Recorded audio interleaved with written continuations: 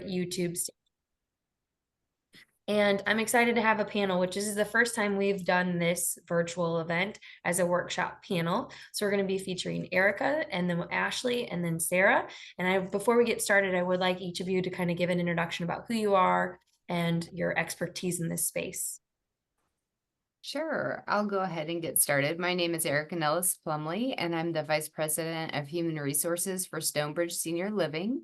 We have nursing homes and assisted living facilities throughout Arkansas, Missouri, and Illinois.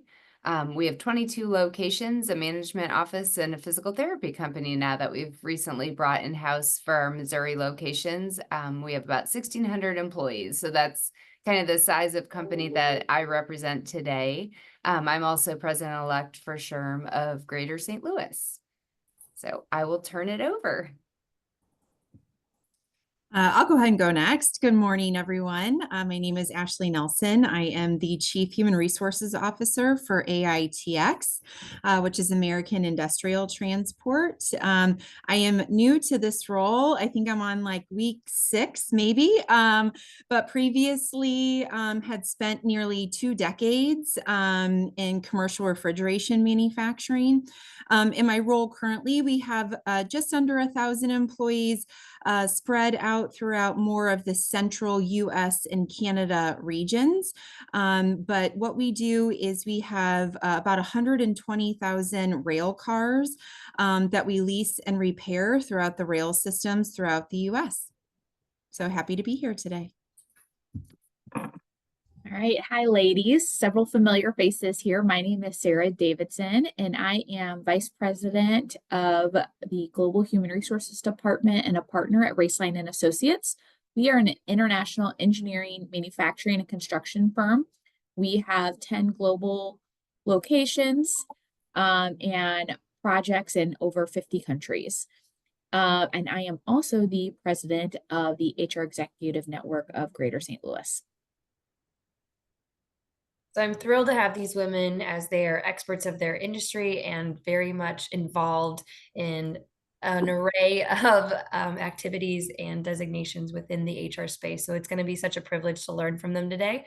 So we've kind of pre-structured some questions. So we're going to dive into strategic alignment will be the first one.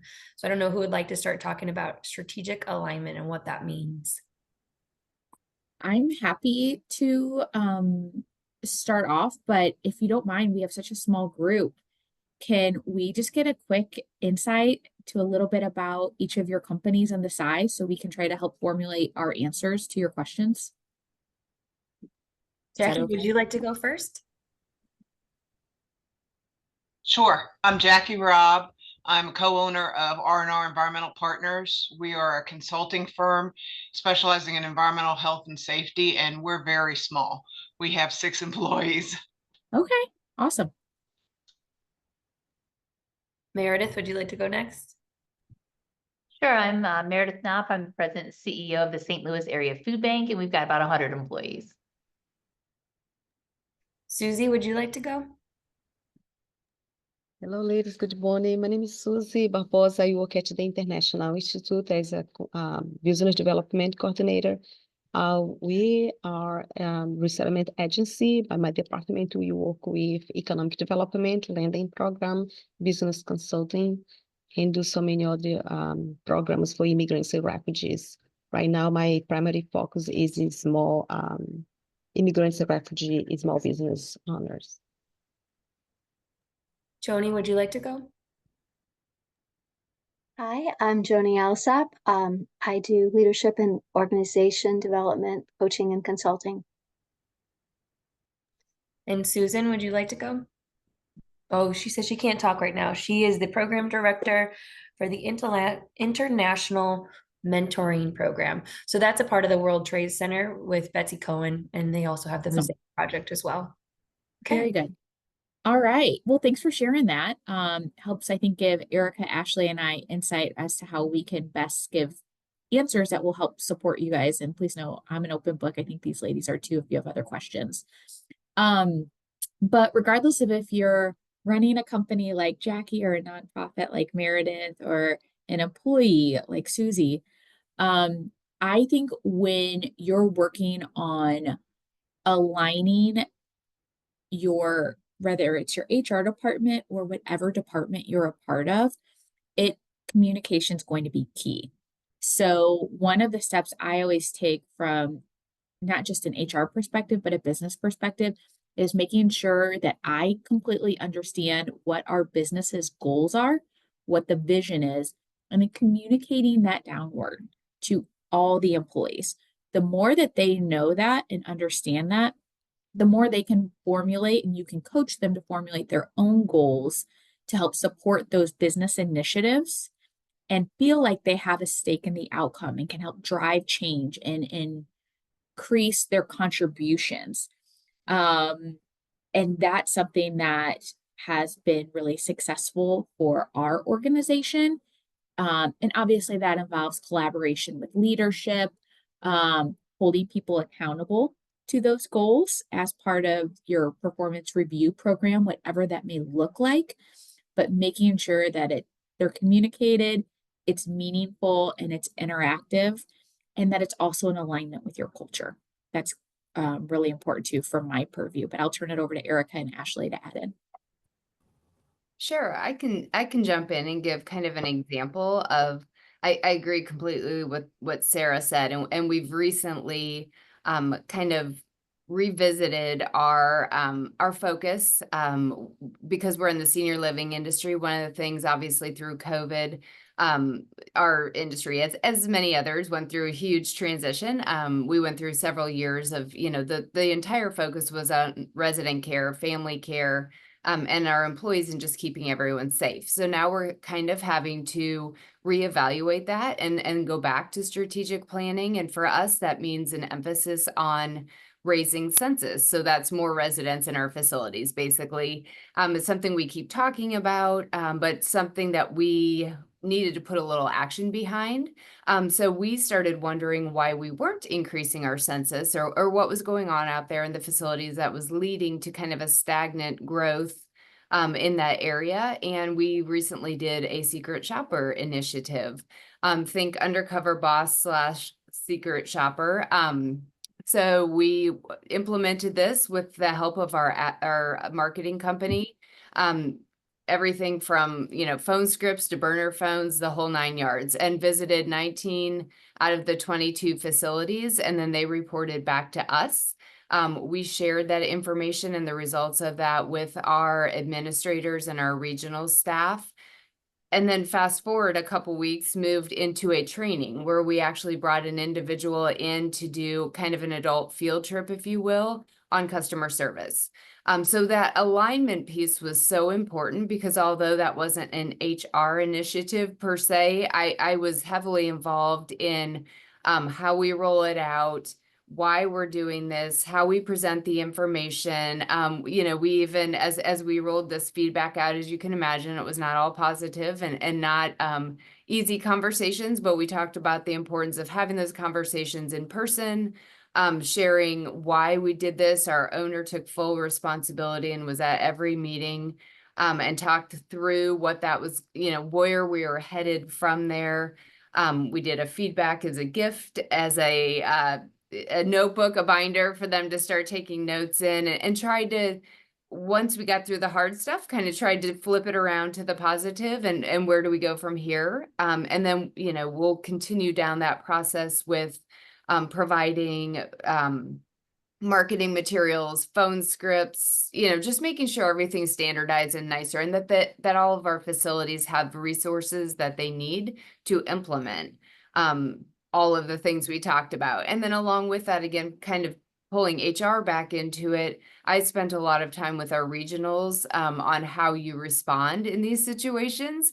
Some of them, of course, wanted to, fire people right away, and they're just all over the place. So, we really talked about leadership and how you have to present and take this feedback to move the company forward and identify success patterns, accountability patterns, and all of that here now over the next, 6 to 12 months. So there's going to be a lot of circling back around to this initiative throughout the next 6 to 12 months. But that's kind of one example of where strategic alignment was very important.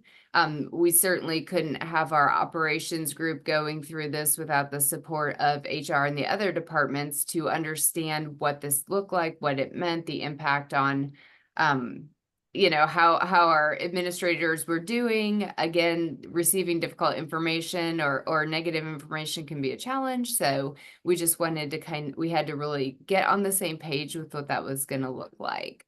So that's just kind of a concrete example, I guess, of strategic alignment in action.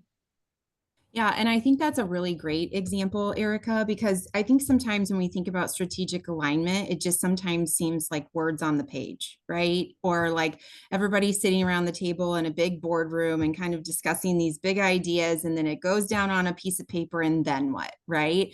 And I think exactly what you're describing is what I like to call humanizing the process, right?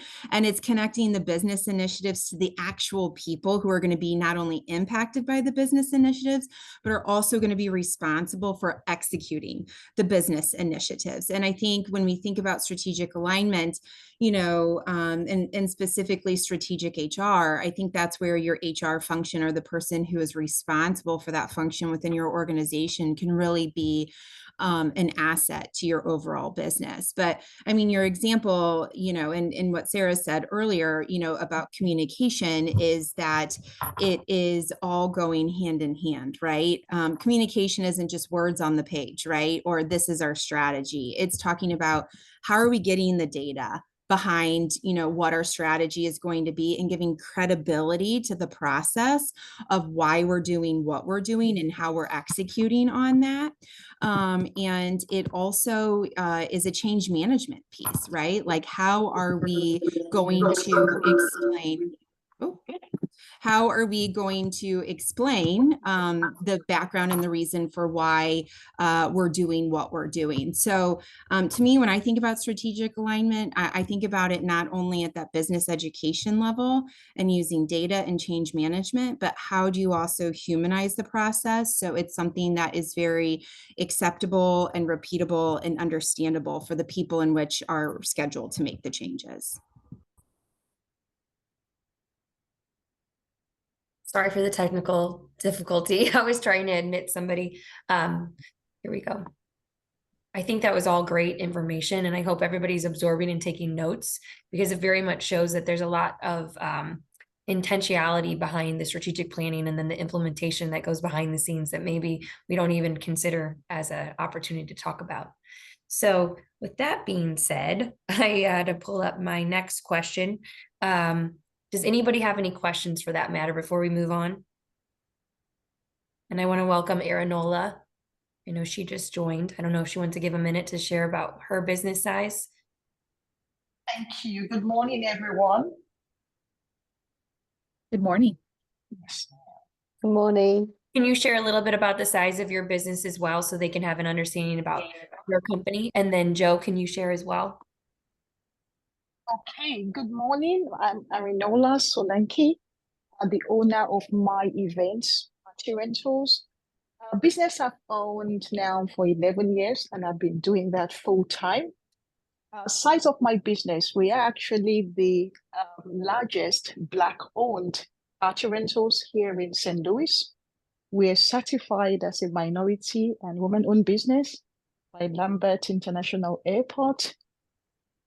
Since COVID, we've been struggling with staffing, especially delivery drivers. So it goes up and down. So I have a lot of part-time helpers, as I call them, who often help us with delivering tables, chairs. Last week, we did an event at St. Genevieve. It was a beautiful winery up there, and we had to deliver 150 gold chairs, as an example. So, we do a lot of that. This weekend, we have several fundraising going on, and we've been asked to set up pipe and draping and deliver some white padded chairs, about 250 of those.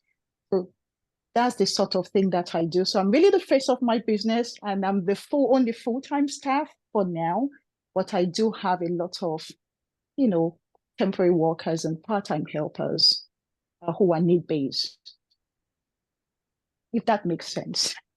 Wonderful. Yes, ma'am.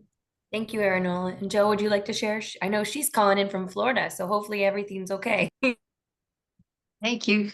I apologize. I called Kathy, but anyway, I thought the Zoom meeting was actually an hour earlier at 10 a.m. my time. So I have to be careful of that. But anyway, nice to see you, Jen.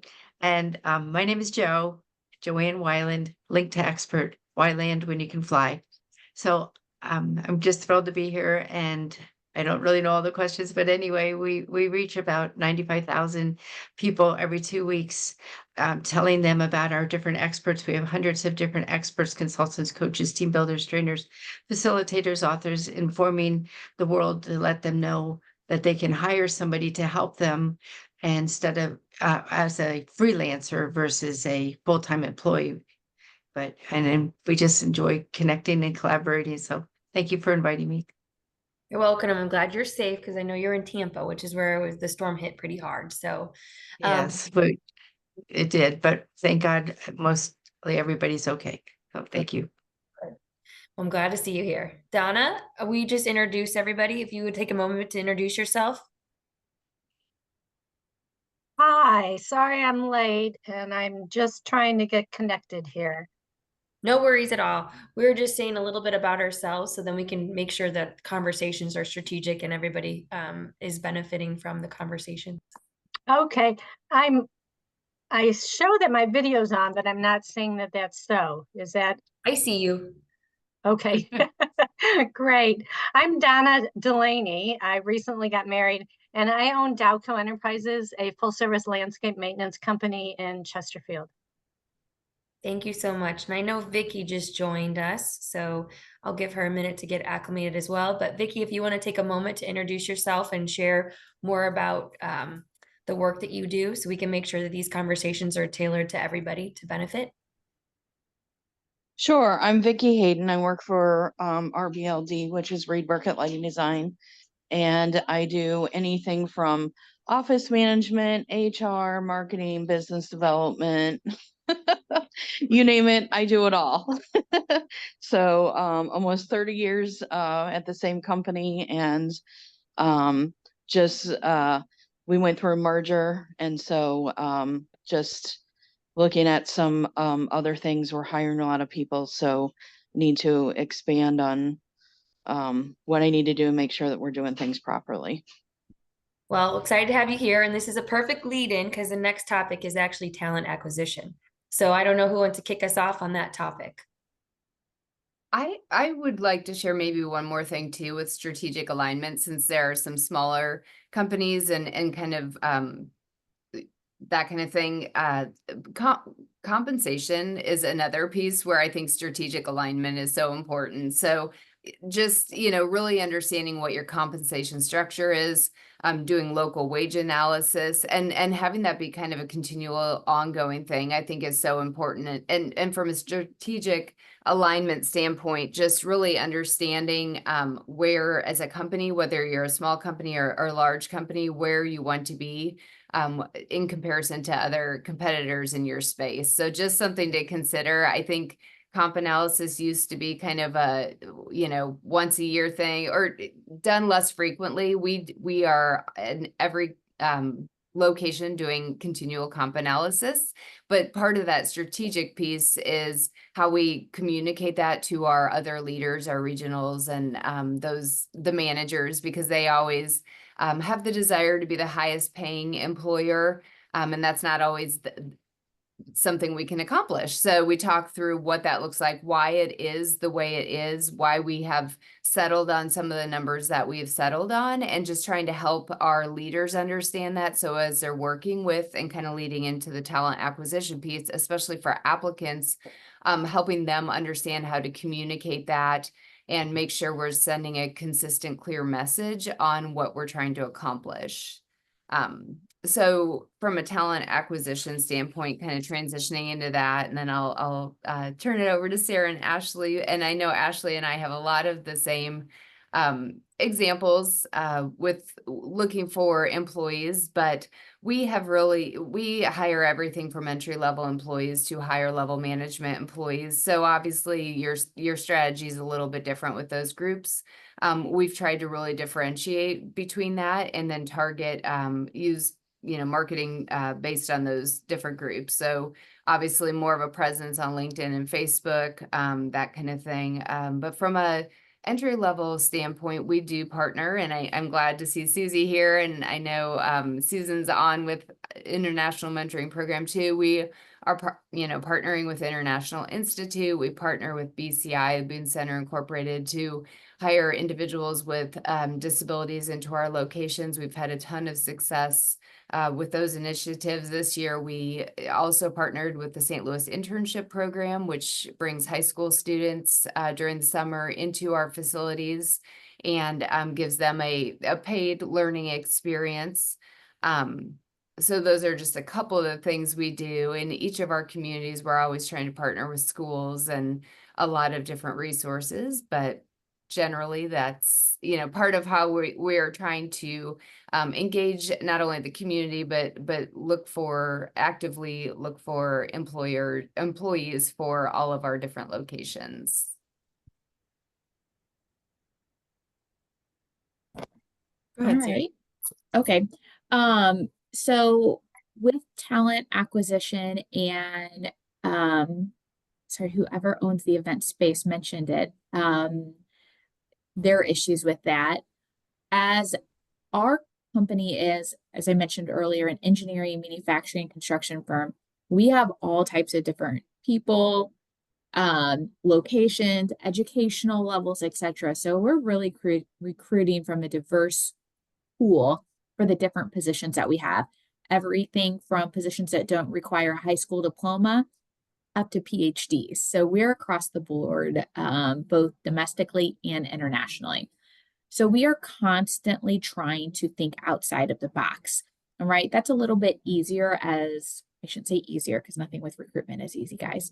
But it is, I think, a tad bit easier when you're looking at a privately owned for-profit company versus like Meredith, you're operating a nonprofit. So you're looking for people that are willing to make decisions based upon the heart a little bit more. And with smaller companies like Jackie, you probably don't have a robust compensation scale set up that's confirming that you're paying accurately within market values and things like that. You're just doing your best to compare what's going on in the market and trying to assemble comp programs and bonus programs that are attracting and retaining the people that you want to. So from a smaller business perspective, which I think is where most of the folks who are on this call are at, and with some of my smaller business consultants and companies that we have, we are constantly trying to focus on what's working in those specific areas, so locations, cities that are going to recruit and attract people away. So we're looking at Indeed, things like that, and see who else is posting similar jobs, what benefits are they offering, what are they saying that they're paying, if they are they being transparent about compensation. And we're taking those nuggets and seeing what we can apply without hurting the bottom line. Because there's some things that you can do that add value and make you look more appealing, but don't break the bank. And I think that's really important. And when you're looking at smaller businesses, like a lot of you guys have in nonprofits. So what are things that can set you apart? What are things about your culture? What are free upskilling opportunities? In the state of Missouri, there's a training grant through the St. Louis Community College. It has already lapsed for this year, but I would really encourage you to look at applying. If you own a company or running a company or in a leadership position, it's called the Missouri Customized Training Grant. The application's a little lengthy, but each year they give away tens of thousands of dollars. This is the first year they didn't have enough applicants, so everybody who applied received significantly more money. And if we burn through that money training our current employees, we're going to get more money before the program's even expired. So it's pretty easy application to do, but then you can apply or provide technical training to your employees. And although you're paying it up front, you are being reimbursed for it. That's another value add that you can provide. I know a lot of times when I'm reading stuff out there about talent acquisition and innovative approaches, we're looking at creative ways to advertise our jobs, creative benefits to offer, things that can set us apart, asking your employees to leave positive reviews on Indeed and Glassdoor, to share your posts on LinkedIn. You can do referrals. Those are employee referral programs are a really great and affordable way for smaller organizations, any organizations, frankly. Because I think we would all rather give our employees $500 or $1,000 versus giving Indeed or LinkedIn $500 or $1,000.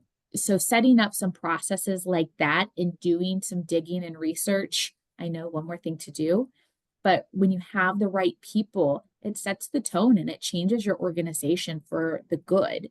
And we see it time and time again that people leave their managers, not their companies. So what can you do to make sure that you have a solid crew that's trained, that understands how to be good leaders, and that they're feeling that they're growing, both from a technical standpoint, a professional standpoint, and then financially as well within each of your different market segments. Is that helpful?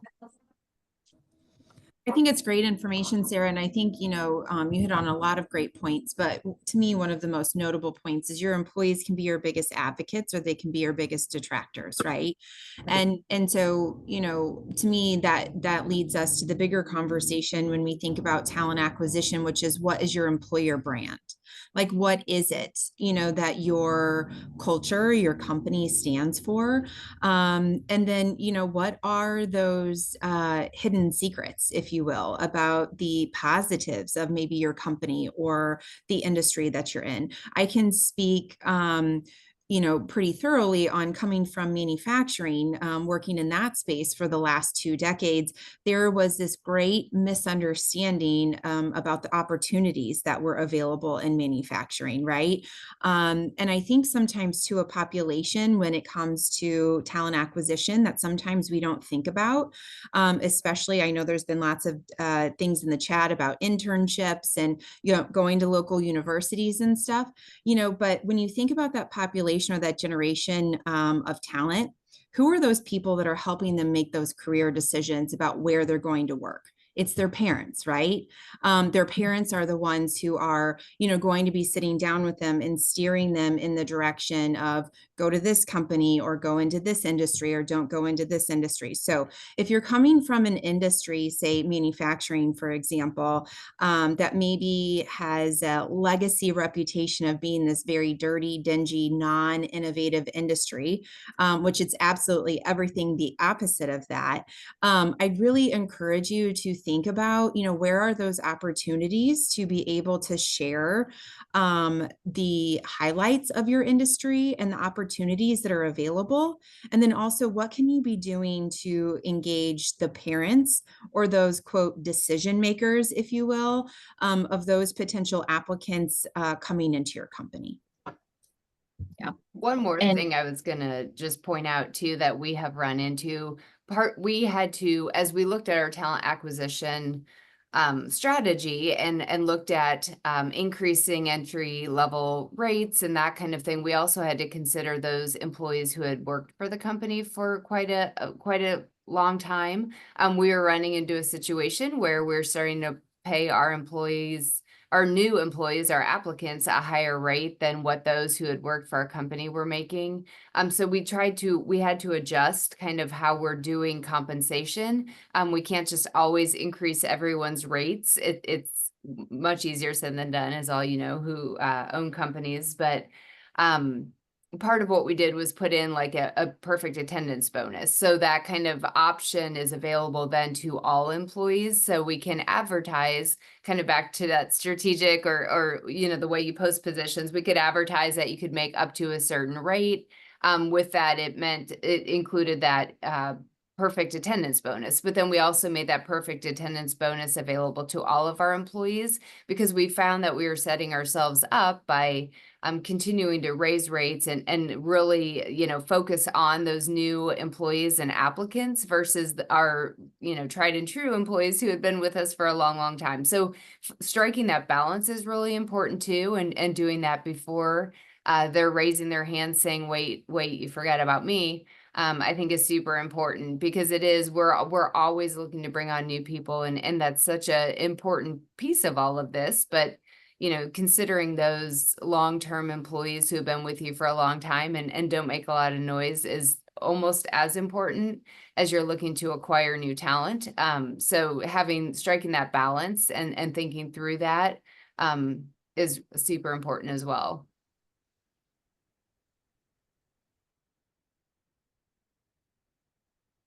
Sorry, I'm struggling to get off mute. I think that was incredible information. And I was actually trying to Google that link to put it in the chat, Sarah, that you shared about that grant funding. I don't know. I'll include my contact. His name's Tim Boole with St. Louis Community College. Once again, he's wonderful. Really encourage you guys to look into that program. Would you put that in the chat so I can save that? Absolutely. This was incredible content. Does anybody have any questions before we move on to the next topic? Okay. Thank you, Sarah. All right, well, now we're going to roll right into remote work and any tips and guidance you guys have there. Before we dive in, I know we're working with a lot of smaller organizations. Do all of you guys already offer remote work? Do you not? Anyone want to share what they're currently doing or struggles? We are allowed to work from home 2 days a week if you are full-time, and you can pick those days. If you're part-time, it's 1 day.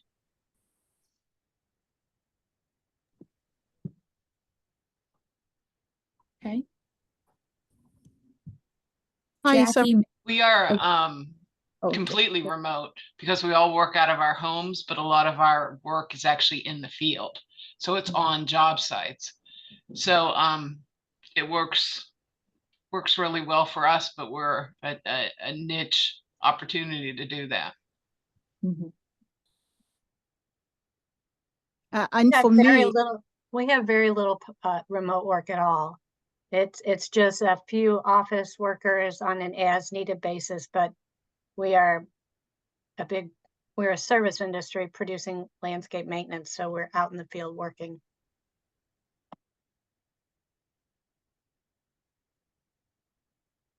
Okay.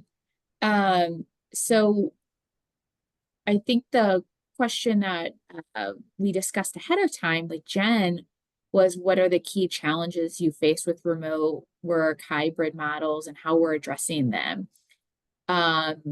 Is this a topic that is still beneficial to this group that you guys would like to chat about?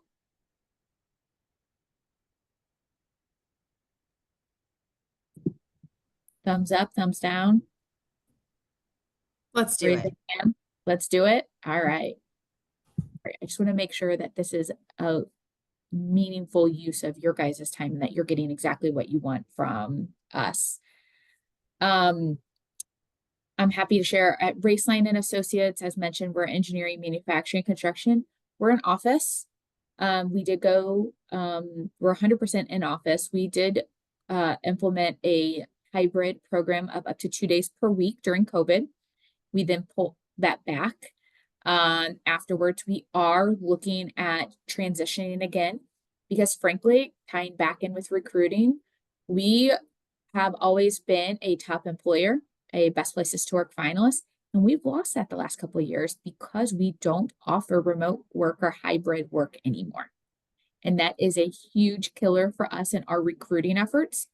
The ability to click that remote work or hybrid button, it's not an option anymore. When you go to post a job, you enter the job title and you have to say, is it on-site, remote, or hybrid? Those are the three options. There's no, yes, see, we have flexibility when you have a painter coming to your house or something like that. That's not an option. And that's how people are filtering their job searches. So we are actually looking, I'm actually meeting with my board of directors next month. And we are proposing actually 36 remote work days that can be used as you wish. If you want to front load up at the beginning of the month or end of the month, there'll be some more regulations around that between part-time and full-time employees. But like Jackie and Donna, we have shop employees that won't apply to it all. We have people that are traveling to job sites and they have to be on those job sites for weeks at a time. So they might not get to work any remote days for several weeks, and then perhaps they could use several days at the last week of the month, whatever that may mean. So we're still able to have that flexibility. And that's what we're going to be proposing. Done a significant amount of research in the St. Louis area amongst engineering firms specifically, as well as a few manufacturing and construction firms. And this is something that we think will be more palatable to our board, which happens to be, no shocker, here I think, a predominantly older white male group that have all had stay-at-home wives. So we are optimistic about this proposal, and that it will be fair and a little more consistent, and not just everybody gets to work home from Fridays and nobody's doing anything, or they're just doing laundry all day. You're probably not working. Nobody wants to do laundry all day. I'd rather work than do laundry. I don't know about you guys. Bane of my existence. So that's the approach that we're taking here at Raceline. But I know it's all industry specific, and I'll turn it over to Erika and Ashley. Yeah, I can go ahead and jump in. I think, when it comes to the remote work hybrid situation, first of all, it's like the gift that keeps on giving for all of us as business owners or even HR professionals. So like, if you feel like you've been talking about this discussion for the last like 5 years and you're continuing to talk about it, like you're in light company. It's not just you. It is the topic of conversation that it seems like continues to come around. And I don't necessarily think it's a bad thing. But what I would, encourage people to do when they're making their decisions is to know your people, know your culture, know your industry, and know what it is that you're wanting to achieve from a cultural perspective, right? Like there is no right or wrong answer. Like if you feel like you are in an industry or in a position where you need to have people in the office for 5 days a week, that's okay. I think you need to understand and make sure that you have legitimate reasons behind why you feel like you need to have that and be ready to explain those to people. But ultimately, at the end of the day, I think you just have to know who you are, know your culture, and know what you're wanting to achieve, and then be able to develop your strategy around that.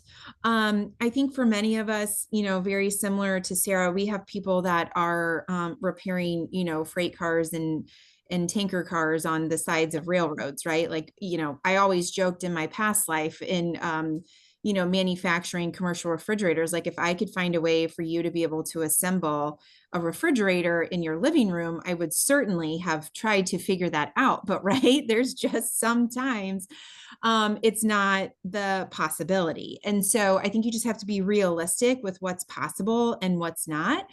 For us currently at AITX, we are at a 3 days in the office, 2 days at home schedule. However, we did recently go through an acquisition. And the individuals from that acquisition had a different work from home schedule. So we're kind of dealing with people who have been allowed to only be in the office 1 day a week or 2 days a week. And now we need to get them to 3 days a week, which we're working on. But again, it goes back to what I said earlier. It's really about explaining the why and the change management piece behind it. I think a 3-2 schedule is still very competitive in the workplace today. You are starting to hear, especially those larger organizations, go back to 5 days in office. I think there's some debate in the HR world. Is it really because they value and need those people in the office 5 days a week from a collaborative or cultural perspective, or is it just a natural way to kind of thin out their workforce towards the end of the year? I think, that is just a logical thought process maybe that their board or their executives are thinking through.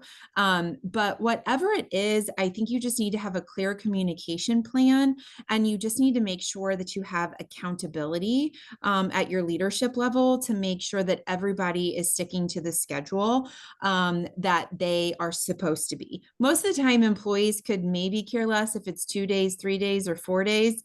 But if Joe's getting 3 days and Joan's getting 4 days, that's where the problem begins to lie. And the only thing I'll add is kind of just reiterating what has already been said, that having a clear plan and communicating that plan. I know we ran into a situation where we offered flexibility, and that kind of morphed into hybrid, which was not the intent. So we had to then, walk that back a little bit and talk through what we really wanted, how we were going to be consistent. To Ashley's point, we couldn't allow it for some employees and not others. And so we had to kind of come to terms with, what do we mean by being flexible? And kind of back to Sarah's point too, with when you're posting on Indeed, there's not that box for flexible. But we are not hybrid. We have brought everyone back into the office, but we do offer a lot of flexibility. We would never ask someone to miss a kid's event or anything like that. But it's then, how do you communicate that? How do you advertise that? How do you share that without saying hybrid?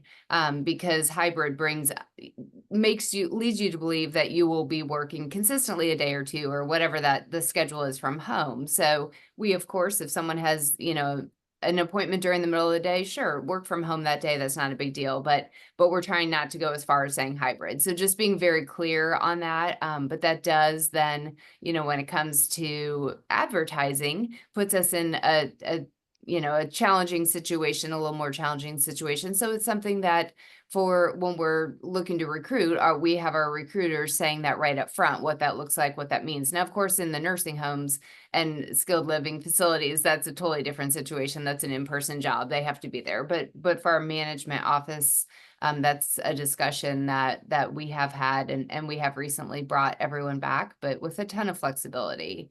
Family and those other priorities always come first. So communicating that has been a challenge, and something we had to get our whole team around before we started having those conversations. Before we move on, does anybody have any questions around this topic?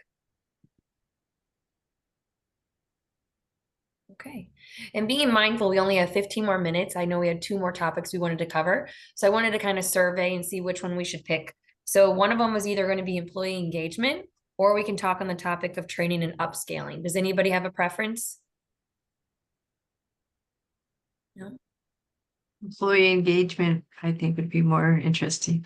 Perfect. Well, let's kick off employee engagement.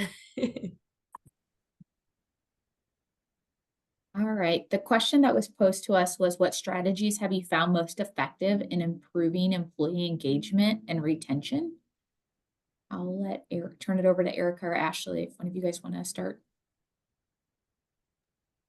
I'll go ahead and talk a little bit about some of the things we've done. We have, with multiple locations, we have to kind of customize per location. So we do stay interviews, stay surveys that we put out.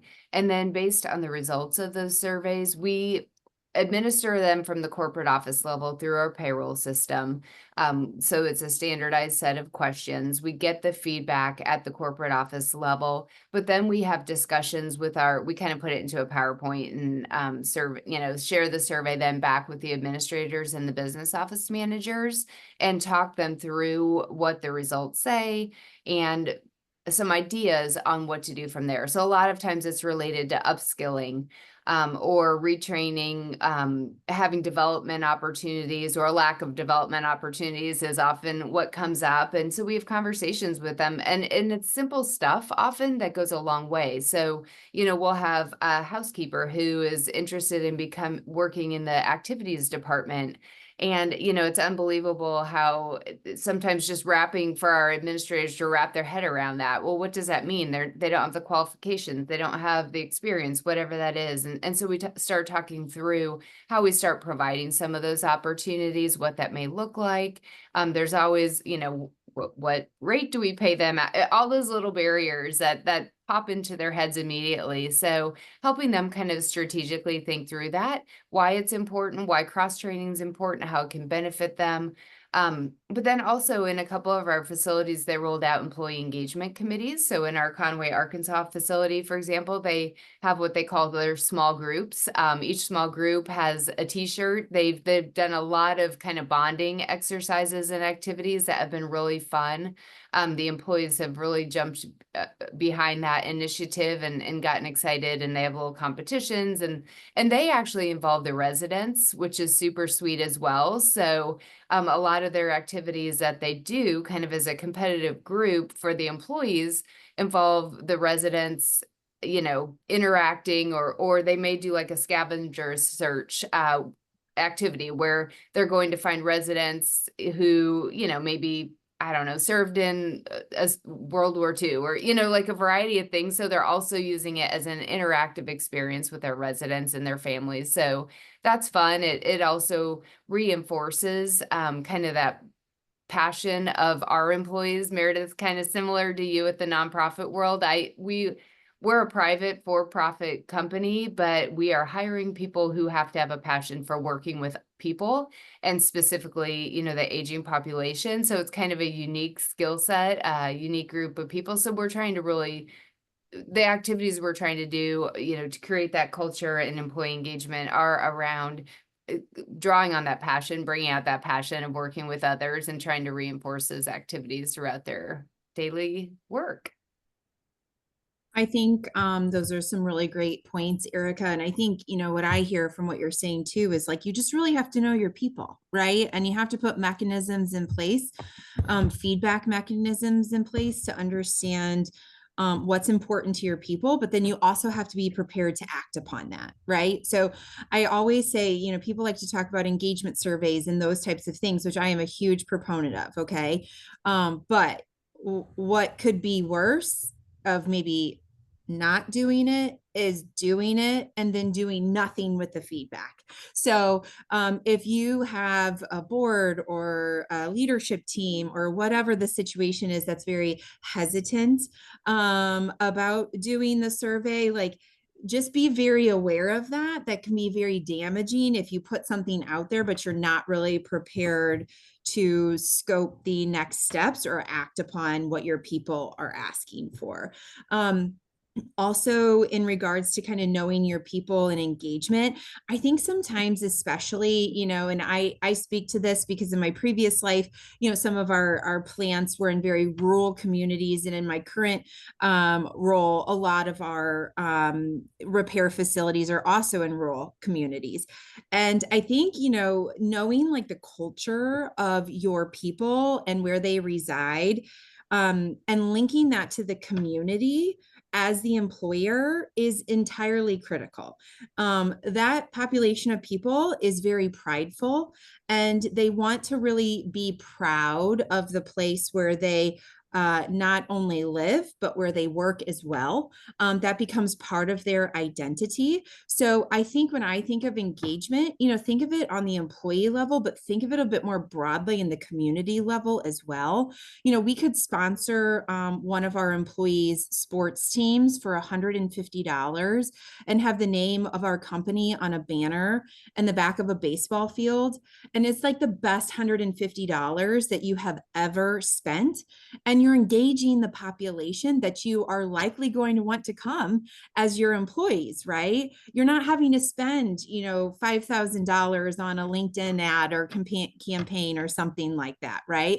So knowing those things, or donating gloves to the local shop class at the high school, right? And then taking the opportunity to talk about your company. Those things is what really institute pride, and really solidifies to your people that my employer isn't necessarily just the place that I work, it's the place within the community that makes everything tick, right? And that is where you're going to get that retention piece, and that engagement. But also in terms of retention, as Erika mentioned, I am a huge proponent of stay interviews as well. I think it's really important to be asking for feedback proactively before it's too late. I think exit interviews can be effective as well, but to me, the problems have already arisen, or something's already happened, which has caused that person to move on. I'm a proponent of just being very direct, right, in these stay interviews. So one question that we always ask is, when was the last time that you thought about quitting, and why was that? Right? Like very direct. Like I like to call it like, don't just take the plane and circle the airport, right? Like let's land the plane on the runway. Let's really make sure we understand what people's feedback is, and where they see themselves aligning with the organization, and where they see themselves not. And for some people, asking those types of questions, because they are rather direct in nature, can feel quite uncomfortable. I just really encourage you to think about what happens if you don't have that information, or you misconstrue that information. Sometimes it's worth it, right, to be a little bit more direct in getting that information from your employees so you can act upon it. Absolutely. I love that. I've never heard of stay. I love that. The stay interview. That is such a cool concept. I know we only have a few minutes left. I second everything Erika and Ashley said, especially the stay interviews are really critical, and very insightful and helpful. The only thing I didn't hear mentioned that I think is important to add with all the different types of industries that we have here today is realizing that we are right on the cusp of having 6 generations in the workforce for the first time ever. Next year's the actual technical start of that. So you're going to have every single generation. And I know the different generations get a bad reputation, but I really want to encourage you guys to look past that and look for things that are appealing to each of those generations. Because what's appealing to our 18, 19, 20-year-old selves is not the same thing that's appealing to our 40-year-old selves and our 50 and 60-year-old selves, right? And although that may seem like an extra push, they don't have to be big things. They can be little things. Like Ashley mentioned it, for our more rural employees, for our shop locations, we do more things that tie into their lifestyle, which is predominantly outdoor lifestyle things. Doing picnics where they can bring their own beer, or we do provide some, but not all. So we'll go a little too crazy. They do oh my gosh, I'm gonna sound like an idiot. A bow shooting contest. It doesn't cost us anything, and we get our prizes donated from our vendors. Looking at your professional staff, what's appealing to them? A lot of them like to give back, go walk dogs at the APA or bring them in, go do something with your community, a 5K, sponsoring something like that. We always have huge turnouts for those things. So they don't have to be big dollar investments, but I would really encourage you to look across the board at what your different generations are motivated by and interested in. And the younger generations don't seem to be as money driven. They do want to be paid, don't get me wrong, and they want to be paid well, but they also want to know that your company's doing good and company's giving back, and that you care about recycling and the environment and the earth. That's something that we're encountering that may be part of just our industry. But that's just one more thing I would really encourage you guys to look at, that you can do a lot with without spending a lot of money on. Joni had posed a question too about psychological safety in the interview, or Ashley's just popped up. Psychological safety and trust. And I think I would just go back to what Ashley said. If you do stay interviews, the most important thing is that you're willing to follow up on that feedback. It just, if you're saying, you know, when did you think about quitting and why, and there's no follow-up to that, that feels really bad. But on the flip side, I think if you do follow up, and it always cycles back around to communication, but you can't you can't incorporate everyone's feedback or everyone's suggestions or everyone's ideas, but just being upfront with that and saying, we read this, we heard you, we saw this, and start implementing some of that, and help, and make sure that through that whole process, you're communicating what has been implemented and why. You know, I think that goes to building that trust and psychological safety, because Joni, you're exactly right. I mean, that's paramount to having a good company culture. People have to feel like they are included, they belong there, that people are listening, that it's a good place to work, that they can have different opinions, and that you know, they can express those opinions, and just everything that goes along with building that psychological safety and trusting culture. Yeah, I was even thinking at a really basic level that they would be safe to share with you directly and Correct. not feel like if they gave anything that could be perceived as negative, that they would be targeted, that there would be retribution in any way. Yeah. Certainly, I think employees want to feel like they're heard and that some of it would be implemented, but if they feel like it's going to come back to burn them, then they're not going to share honestly. Yeah. And when we review the feedback with our administrators, that's part of why we incorporate it at the corporate office level and then share that with our administrators, because we kind of look through some of that a little bit. And we have a lot of discussions with our administrators too, and on prepping them for this feedback. Again, sometimes what the employees share is not positive, or they're sharing things that they think should be changed, or so you have to prep them also for how do you hear this feedback and move forward with it, and not get stuck on who said that, why'd they say that, what was the specific example. You have to help them be prepared, because again, just kind of like the example I shared at the beginning, you know, when you're providing or hearing things that aren't going well, the purpose is to take that and flip it around and make things better, not to dwell on what's not going well, who said what. You know, a lot of times employees will give examples because of one situation that happened. It's not about that. It's about a pattern of behavior, and how do we, you know, use the information that we learned to make it more positive.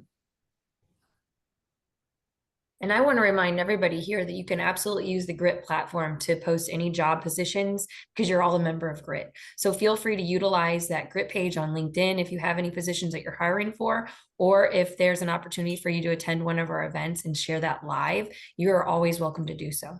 So I want to thank the ladies today for sharing their time and their wisdom. Sarah, Erika, Ashley, this was incredible. I'm really thrilled to have you guys here. And thank you for everybody who was able to take time out of their day to listen to these women. And this will be available on our G.R.I.T YouTube page. So thank you all, and I hope you enjoy the rest of your week. Thank you. Thank you. Have a great day, everyone. Bye-bye. Bye. Thank you.